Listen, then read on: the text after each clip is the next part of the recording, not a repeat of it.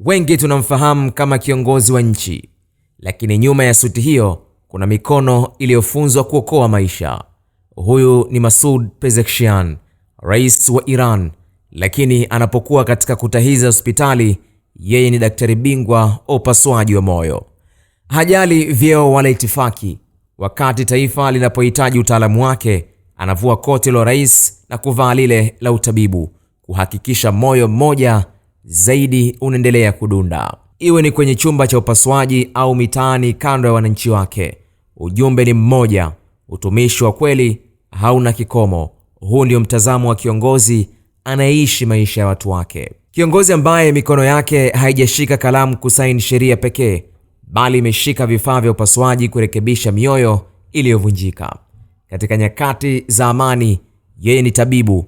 Katika nyakati za changamoto, yeye ni mlinzi. Amesimama na watu wake kwenye mvua na jua. Huu ni zaidi ya uongozi, huu ni utu. Je, dunia inahitaji viongozi wengine zaidi wa aina hii? Huyu ndio Dr.